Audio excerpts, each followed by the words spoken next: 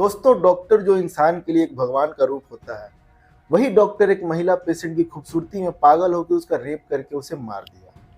ये कहानी एक ऐसे डॉक्टर की है जो पूरा सेक्स एडिक्ट था। हर महिला पेशेंट पे उसकी गंदी नजर होती थी। ये कहानी है उत्तर प्रदेश के गोरखपुर जिले की। 2018 में गोरखपुर जिले के शाहपुर थाने इलाके और सरस्वतीपुरम इलाके में राजेश्वरी श्रीवास्तव नाम की एक लड़की रहती थी और इस लड़की को लोग प्यार से राखी श्रीवास्तव बुलाते थे और इसका परिवार भी गोरखपुर में ही रहता था। मगर राखी श्रीवास्तव दूसरे इलाके में बिल्कुल अकेली रहती थी।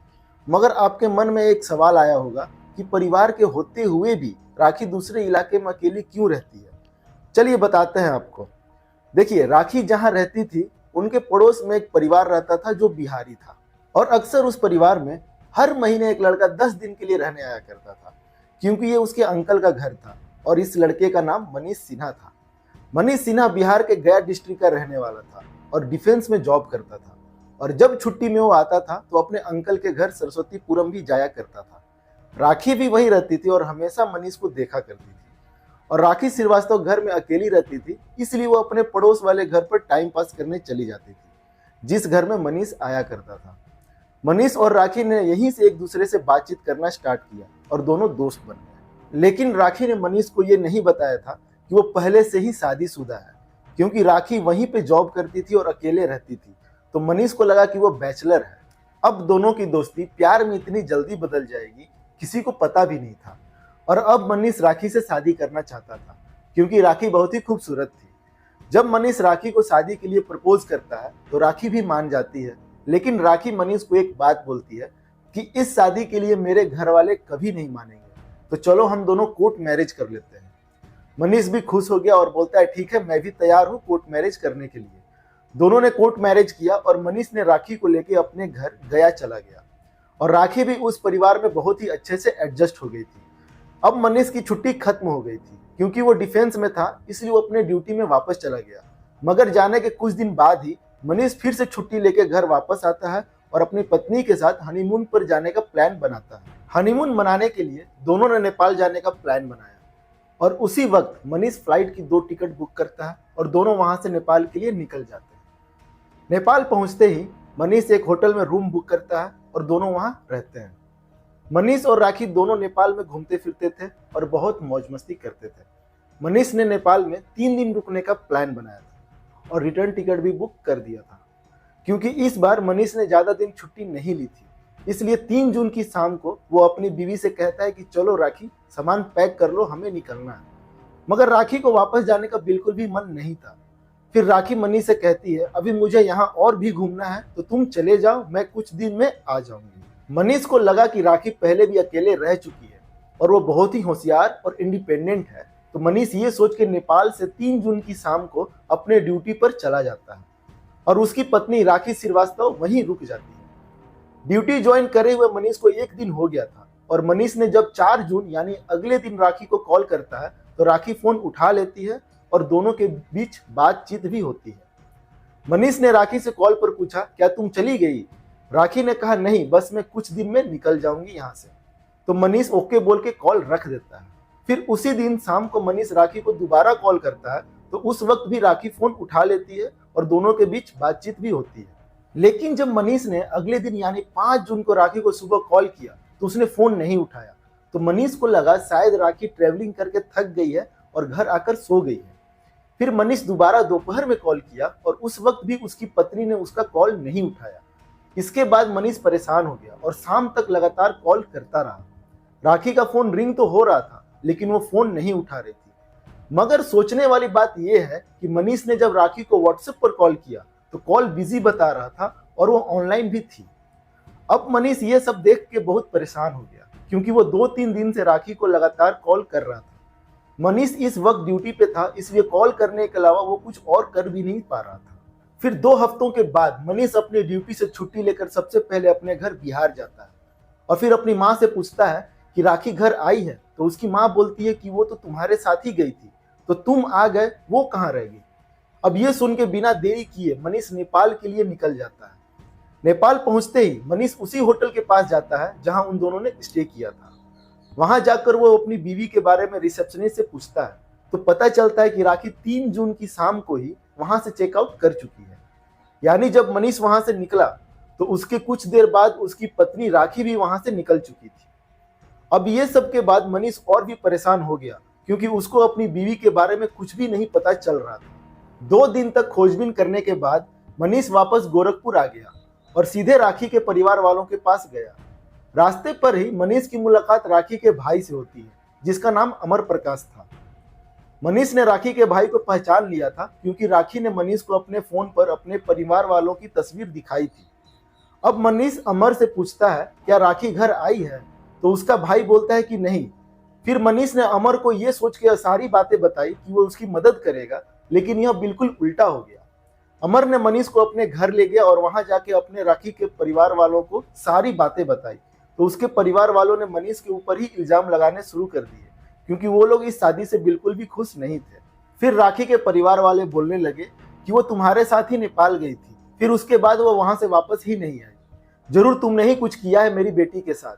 अब इसके बाद राखी के भाई अमर प्रकाश और उसके घर वालों ने 24 जून को मनीष के ऊपर FIR कर देते हैं, किडनैपिंग और अटेम्प्ट टू मर्डर के चार्ज में। अब राखी को ढूंढने के लिए अब इस केस में एंट्री होती है पुलिस की। पुलिस बिना देर किए मनीष को अरेस्ट कर लेती है। फिर मनीष से पूछताछ करने लगती है, लेकिन मनीष को कुछ पता ही नहीं है, यहाँ तक कि वो खुद अपनी बीवी को ढूंढ रहा है इतने दिनों से। ये सब सुनने के बाद पुलिस अपनी इन्वेस्टिगेशन जारी रखती है। पुलिस मनीष के मोबाइल की लोकेशन चेक करती है और उसके फोन में मैसेज देखा कि मनीष लगातार राखी से कांटेक्ट करने की कोशिश कर रहा था। और इन्वेस्टिगेशन खत्म होने के बाद पुलिस को पता चलता है कि मनीष बेकसूर है और उसे कुछ भी नहीं पता है, तो पुलिस मनीष को छोड़ देती है। लेकिन मनीष और पुलिस के सामने अभी भी ये सवाल बना हुआ था कि अगर राखी नेपाल में है तो अपने पति मनीष से बात क्यों नहीं कर रही है, और अगर वो नेपाल में नहीं है तो आखिर वो है कहाँ। इन सवालों में घिरी यूपी पुलिस अपनी इन्वेस्टिगेशन और तेज कर देती है और सबसे पहले राखी श्रीवास्तव की मोबाइल नंबर से उसकी लोकेशन ट्रैक करती है। पता चलता है राखी का लास्ट लोकेशन नेपाल से 791 किलोमीटर दूर असम के गुवाहाटी शहर में पाई जाती है। और पुलिस को लग रहा था कि राखी श्रीवास्तव जिंदा है और गुवाहाटी में उसका मोबाइल भी एक्टिव है। इसका मतलब कि जरूर राखी गुवाहाटी में ही किसी न किसी के साथ है और वो अपने पति और परिवार से बात ही नहीं करना चाहती है। और फिर पुलिस ने इस केस को ज्यादा सीरियसली लेना बंद कर दिया, क्योंकि उन्हें लग रहा था राखी बिल्कुल ठीक ठाक है। अब यूपी पुलिस को राखी को ढूंढते ढूंढते जून से अक्टूबर हो गया, मगर राखी का कोई नामो निशान नहीं मिला और अक्टूबर तक राखी का सिम और लोकेशन दोनों बंद बता रहा था।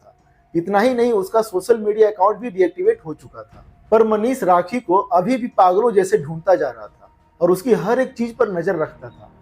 जब उसने देखा कि राखी का लोकेशन और नंबर बंद हो गया तो उसने ये बात जाके पुलिस को बताई और अब ये मामला सबके सामने आ गया, क्योंकि इस बात को लेकर यूपी पुलिस हेड ऑफिस के तरफ से ज्यादा प्रेशर दिया जा रहा था।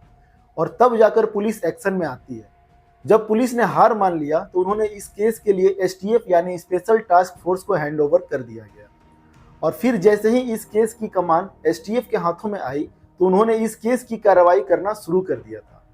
STF ने सबसे पहले राखी की 1 जून 2018 से लेकर अक्टूबर तक की मोबाइल लोकेशन चेक करी कि आखिर वो कहां कहां गई थी। STF को पता चला कि राखी 1 जून से लेकर 3 जून तक नेपाल में अपने पति के साथ थी। फिर उसकी लोकेशन को चेक किया गया तो पता चला कि राखी की लोकेशन गुवाहाटी तरफ भी दिखाई दे रहा है। अब STF ने नेपाल पुलिस को कांटेक्ट किया और नेपाल पुलिस को राखी की फोटो भी भेजी। फिर नेपाल पुलिस अपने रिकॉर्ड में चेक करती है तो उन्हें एक ऐसी चीज मिली जिसे देख के STF हैरान हो गई। नेपाल पुलिस ने STF के 2 फोटो सेंड किए और फोटो एक डेड बॉडी की थी। STF की टीम ने जब नेपाल पुलिस से पूछा कि ये किसकी बॉडी है तो नेपाल पुलिस ने कहा कि 8 जून 2018 को पहाड़ के नीचे उन्हें एक लेडीज की डेड बॉडी मिली थी। नेपाल पुलिस को ऐसा लग रहा था कि वो पहाड़ी से नीचे गिर गई है और उसकी मौत हो गई है। लेकिन जब वो डेड बॉडी की फोटो STF के पास आती है तो सारा मामला सुलझ जाता है, क्योंकि ये डेड बॉडी की फोटो किसी और की नहीं बल्कि राखी श्रीवास्तव की थी। अब यहाँ से ये केस और भी टेढ़ा हो गया, क्योंकि सभी को लग रहा था कि राखी श्रीवास्तव जिंदा है, लेकिन राखी तो 8 जून 2018 को ही मर चुकी थी। नेपाल पुलिस STF को ये बताती है कि डेड बॉडी के साथ कोई भी ID नहीं मिली थी, जिसके बाद उन्होंने सारी फॉरेंसिक जांच कराया तो पता चला कि उसका रेप किया गया है। फिर नेपाल पुलिस ने पोस्टमार्टम करके रिकॉर्ड मेंटेन करके उसका अंतिम संस्कार करा दिया। अब STF के सामने साफ था कि राखी किसी एक्सीडेंट का शिकार नहीं हुई थी, बल्कि उसका रेप करके मर्डर कर दिया गया है। एसटीएफ की टीम के सामने और सवाल था कि अगर राखी की मौत 8 जून 2018 को हुई थी तो अक्टूबर 2018 तक उसका मोबाइल कैसे एक्टिव था और उसके मोबाइल की लोकेशन गुवाहाटी में कैसे दिखा रही थी। फिर एसटीएफ की एक टीम नेपाल के लिए रवाना हो जाती है। नेपाल जाकर वो उस होटल में जाकर इन्वेस्टिगेशन करती है जहां पर राखी श्रीवास्तव और उसका पति रुके हुए थे। एसटीएफ की टीम उस होटल के सीसीटीवी फुटेज चेक करती है, फिर वहां से कुछ एविडेंस कलेक्ट करती है, मगर एसटीएफ की टीम के हाथों कुछ खास नहीं लगता। अब एसटीएफ की टीम वापस इंडिया आ जाती है और आते ही सबसे पहले राखी के कॉल डिटेल्स चेक करती है। कॉल डिटेल में पाया गया कि जिस वक्त राखी का पति उसे नेपाल में छोड़कर वापस अपने घर आया था, उसके बाद राखी ने एक नंबर पर कॉल किया था और ये नंबर राखी के लिए कोई नया नंबर नहीं था, क्योंकि राखी पहले भी इस नंबर में कॉल करती थी और बहुत देर तक बातें करती थी। जब पुलिस ने उस नंबर की जानकारी निकाली तो पता चला कि ये नंबर गोरखपुर के जाने माने डॉक्टर डीपी सिंह यानी धर्मेंद्र प्रताप सिंह का है और आर्यन हॉस्पिटल नाम से गोरखपुर में इनका एक हॉस्पिटल भी है। अब एसटीएफ की टीम डॉक्टर डीपी सिंह के हॉस्पिटल पहुंचती है और डॉक्टर से राखी श्रीवास्तव के बारे में सवाल जवाब करती है। तो डॉक्टर डीपी सिंह पूरी तरह से मुकर जाता है और बोलता है कि मैं राखी श्रीवास्तव नाम की किसी महिला को नहीं जानता हूं। पर पुलिस समझ गई थी कि डॉक्टर जरूर कुछ ना कुछ छुपा रहा है। एसटीएफ की टीम के पास प्रूफ नहीं था कि राखी का मर्डर डॉक्टर ने ही किया है, इसलिए पुलिस ने उसे अरेस्ट नहीं किया। अब एसटीएफ की टीम सबूत जुटाने में लग जाती है और डॉक्टर डीपी सिंह की मोबाइल लोकेशन ट्रैक करती है और उन्हें पता चलता है कि 3 जून से लेकर 6 जून तक डॉक्टर डीपी सिंह की लोकेशन राखी श्रीवास्तव की लोकेशन से मैच कर रहा था। इसका मतलब यह है कि डॉक्टर डीपी सिंह और राखी श्रीवास्तव दोनों ही नेपाल में 3 जून से लेकर 6 जून तक एक साथ थे। अब गोरखपुर से एसटीएफ की टीम नेपाल इंडिया बॉर्डर पर जाती है और वहां पर वो 3 तारीख से लेकर 6 तारीख तक की जितनी भी इंडियन कार्स नेपाल में एंटर करी थी उसकी डिटेल निकलवाती है और वहां पर उन्हें डॉक्टर डीपी सिंह की कार का नंबर भी मिलता है, जिसका मतलब ये भी डॉक्टर डीपी सिंह झूठ बोल रहा है। एसटीएफ की टीम अब कंफर्म हो गई थी कि 3 जून 2018 से लेकर 6 जून 2018 तक डीपी सिंह राखी श्रीवास्तव के साथ नेपाल में ही था। अब पुलिस के पास काफी एविडेंस था डॉक्टर को अरेस्ट करने के लिए। एसटीएफ की टीम वापस गोरखपुर आती है और अरेस्ट वारंट लेकर डॉक्टर डीपी सिंह के पास जाती है और फिर डॉक्टर को अरेस्ट करने के बाद उससे पूछताछ करती है।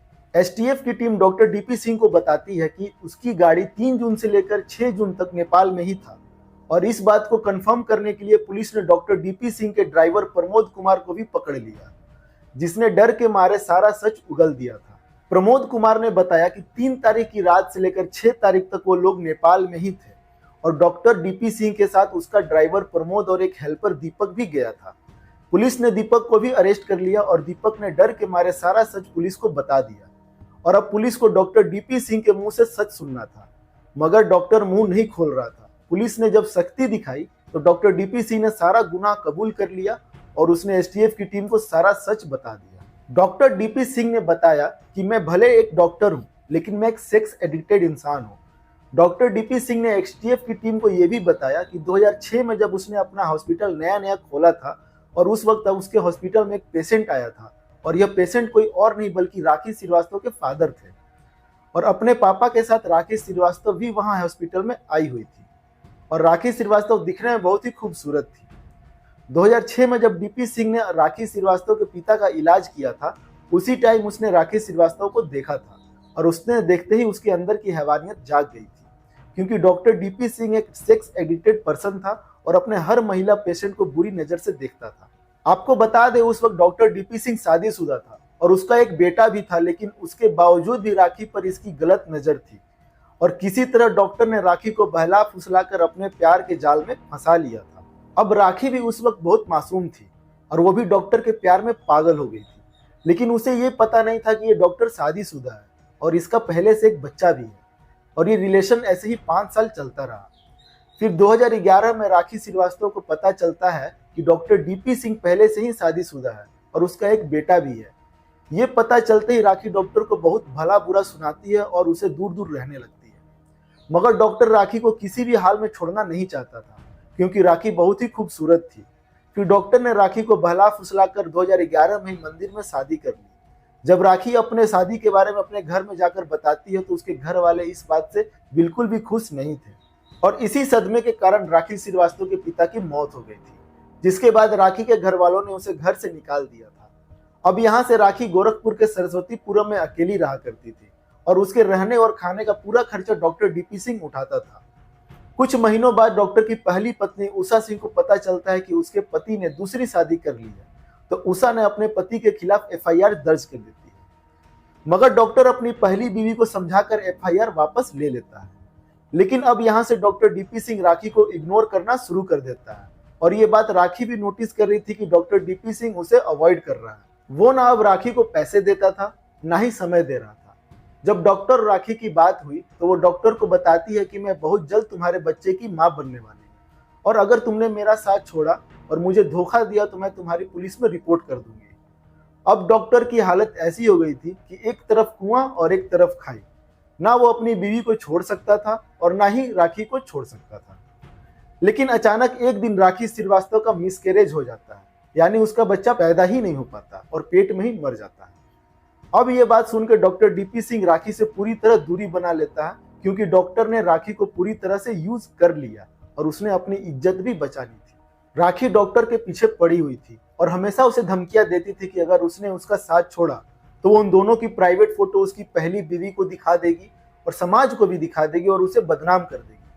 राखी के पास डॉक्टर के साथ प्राइवेट फोटो थी, क्योंकि डॉक्टर सेक्स एडिक्टेड था और हर दिन वो राखी के साथ फिजिकल होता था। अब इस चीज से डॉक्टर पूरी तरह परेशान हो गया था, क्योंकि उसे किसी भी हाल में राखी से पीछा छुड़ाना था। अब 2011 से 2018 आ जाता है और राखी श्रीवास्तव और डॉक्टर डीपी सिंह के बीच ये सब वैसा ही चल रहा था। और इसी बीच जब राखी सरस्वतीपुरम में अकेले रहती थी तो उसकी मुलाकात मनीष सिन्हा से हुई थी, जो उसके पड़ोस के घर में आता था। राखी को पता चल गया था कि डॉक्टर अब उसके साथ नहीं रहने वाला है, क्योंकि उसे बस अपना सेक्स एडिक्शन पूरा करना था। अब राखी को भी एक पार्टनर की जरूरत थी, क्योंकि वो कई सालों से अकेले रहती थी, तो इसलिए उसने मनीष से कोर्ट मैरिज कर लिया और फिर ये दोनों यहाँ से हनीमून मनाने नेपाल जाते हैं। लेकिन 3 जून 2018 को जब मनीष नेपाल से वापस आ जाता है तो राखी वहीं पर रुक जाती है और वहां पर वो सिर्फ इसलिए रुकी थी क्योंकि वो डॉक्टर को ब्लैकमेल करना चाहती थी और वो डॉक्टर से एक बड़ी रकम लेना चाहती थी, ताकि वो अपनी बाकी की जिंदगी मनीष के साथ शांति से बिता सके। और इसलिए मनीष के जाने के बाद उसने डॉक्टर डीपी सिंह को कॉल किया और उसे कहा कि जो सरस्वतीपुरम वाला मकान है उसकी कीमत करीब 1 करोड़ रुपए है, उसे मेरे नाम कर दो, और 25 लाख कैश भी मांगे थे राखी ने डॉक्टर से। अब डॉक्टर यहाँ पर फ्रस्ट्रेट हो चुका था और राखी से पूछता है कि तुम कहाँ पे हो, मैं तुमसे मिलना चाहता हूँ। राखी ने उसे बताया कि मैं नेपाल में हूँ और बिल्कुल अकेली हूँ, अगर मिलना है तो यहाँ आ सकते हो। तभी डॉक्टर डीपी सिंह के मन में एक प्लान आया। फिर उसने अपने ड्राइवर प्रमोद कुमार को इस प्लान में शामिल किया और अपने हॉस्पिटल के एक हेल्पर दीपक को भी इस प्लान में शामिल कर लिया, ये कह के कि मैं तुम्हारी सैलरी बढ़ा दूंगा। अब पैसों की लालच में ये दोनों मान गए। अब डॉक्टर उन दोनों के साथ अपनी गाड़ी स्कॉर्पियो में नेपाल के लिए रवाना हो जाता है। 4 जून को डॉक्टर डीपी सिंह राखी से मिलता है एक रेस्टोरेंट में। फिर वो तीनों राखी को अपने कार में बैठाकर पहाड़ के तरफ ले जाते हैं और वो तीनों राखी को जबरदस्ती शराब में नींद की गोलियां मिलाकर पिला देते हैं। शराब पीने के बाद राखी बेहोश हो जाती है और फिर गाड़ी में ही डॉक्टर डीपी सिंह और उसके ड्राइवर और हेल्पर तीनों मिलकर बारी बारी से 2 दिन यानी 4 जून से 6 जून तक उसका रेप करते हैं और पहाड़ी पर जाके वो तीनों राखी श्रीवास्तव को धक्का दे देते हैं, जिसके बाद उसकी मौत हो जाती है। और फिर डॉक्टर डीपी सिंह और उसका ड्राइवर और हेल्पर तीनों 7 जून को वापस नेपाल से इंडिया आ जाते हैं। डॉक्टर डीपी सिंह इतना शातिर था कि राखी की मोबाइल को एक्टिव रखने के लिए अलग अलग लोकेशन पर जाकर उसके मोबाइल को ऑन रखता था, ताकि सबको लगे कि राखी अभी भी जिंदा है और वो बच जाए। ये सारा प्लान डॉक्टर डीपी सिंह का था। अब पुलिस को सारी बातें पता चल चुकी थी। अब पुलिस ने डॉक्टर डीपी सिंह और उसके ड्राइवर प्रमोद और साथ ही उसके हेल्पर दीपक को अरेस्ट कर लिया और उन्हें जेल भेज दिया गया।